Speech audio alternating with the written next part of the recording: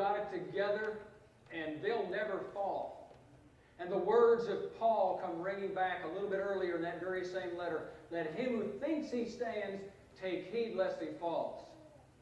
I need the church. I'd like to think I'm tough and I'm strong, but I can't make it 1 week without you. I am dependent on you. I'm dependent on the smiles, the hugs, the care, the love, the concern, all that's wrapped up in what God has done. The body is many members, and we need each other. So we have all types of personalities. Some drift because they're shallow and they just don't connect. Others think they're tough as the world, and they can too. You see, it can hit any one of us. Answers to overcoming this drifting found right here in Hebrews chapter 2. Therefore, we must give the more earnest heed to the things that are written, lest we drift. Are you listening to what God says? Are you taking it in deep inside? Are you thinking about, how does this message affect me? Do me a favor for just a moment. I want you to think deeply about this. Imagine, if you can, you're rising up above the audience, and you're looking down on the whole group, and you focus on yourself. Look closely on yourself and just imagine life and how it is. And how strong are you? We've got to give more attention to the things we've heard than ever. Because this society that we live in is pressuring us incredibly. And all that's happening is Satan is pushing and tugging and pulling to get us to drift. And he'll use anything, any deception, any difficulty, anything he can do to pull us away.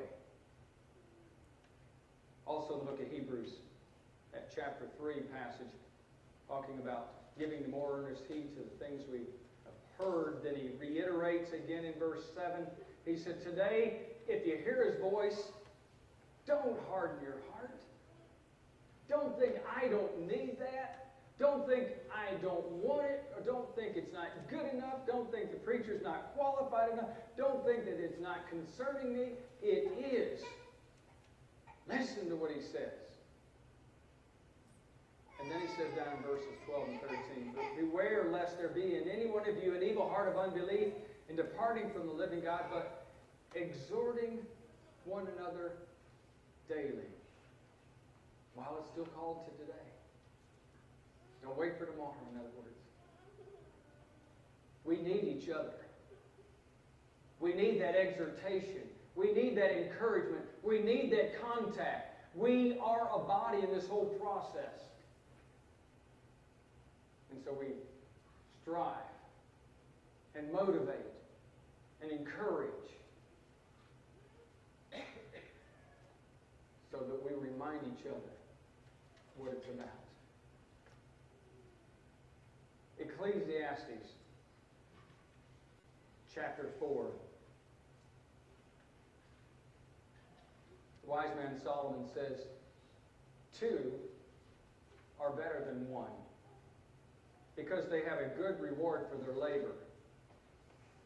For if they fall, one will lift up his companion.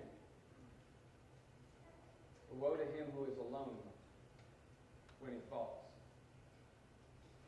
for there's no one to help him up. I need the church.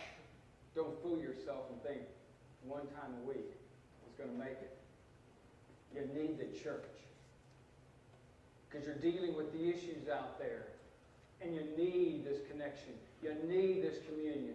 You need the fellowship. Do you not feel stronger when you're here than when you're away? It's because when we're all pulled together, we're strong, we're unified, We're reminded what our goal is about. We're reminded of the God we serve. We're reminded of what the real crux of the matter is on being in this earth. And it's opposite of what the world's telling when you're out there. If two lie down together, they'll keep warm. The author goes on and says, but how can one be warm? Though one may be overpowered by another, two can withstand it.